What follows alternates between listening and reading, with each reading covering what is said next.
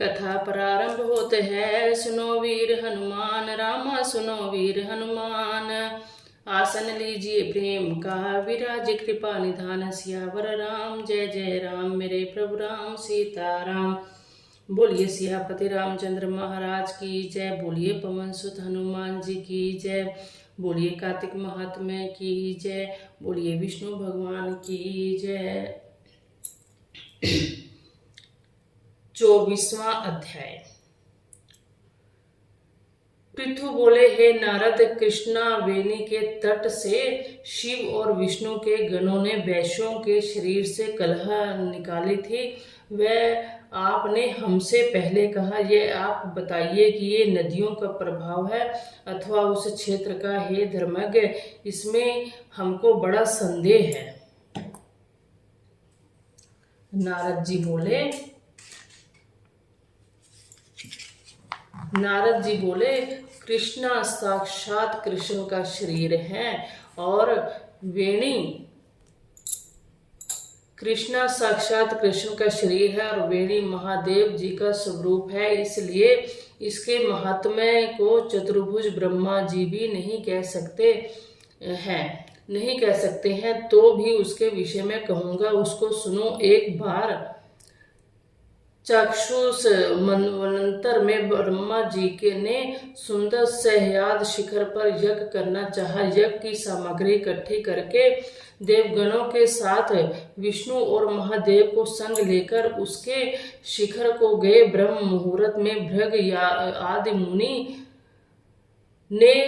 मुनि ने उनकी दीक्षा के लिए एक सुंदर सभा की और सौरा नाम वाली सबसे बड़ी पत्नी को बुलाया।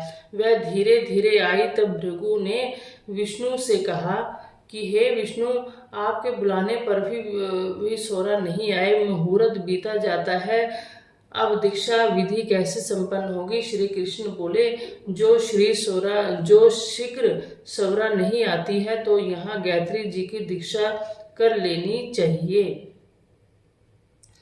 क्या इस पवित्र कार्य में यह उनकी स्त्री है?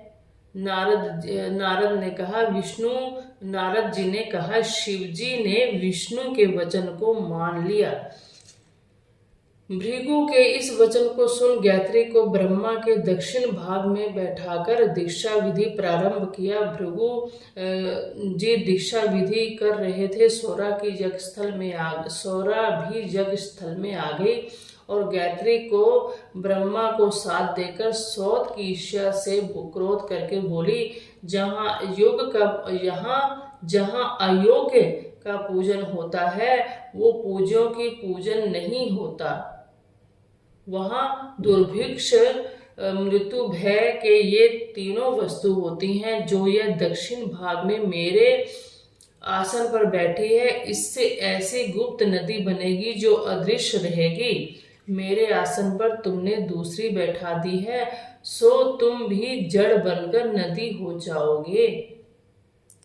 देवता हाहाकार कर दंडवत करके सौरा से प्रार्थना करने लगे, हे देवी, आपने जो हम ब्रह्मादिक सबको श्राप दिया जो हम जड़ी भूत नदी बन जाएंगे तो ये तीनों लोग नष्ट हो जाएंगे। ये श्राप तुमने बिना विचार दे दिया, ये श्राप वापस ले लो। सौरा बोली, हे देवताओं, तुमने यज्ञ के आद में गणेश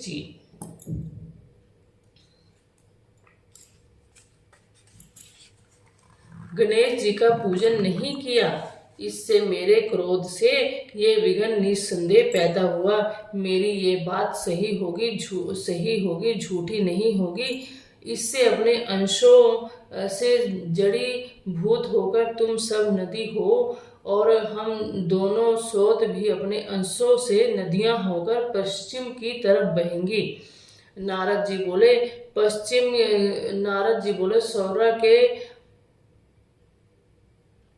जी बोले, ऐसे सौरा के वचन सुनकर ब्रह्मा, विष्णु, शिव ये तीनों सब जड़ी भूत होकर अपने अपने अंश से नदी हो गए। तब विष्णु कृष्णा नदी, शिव वेणी और ब्रह्मा कुमुदनी नदी हुए।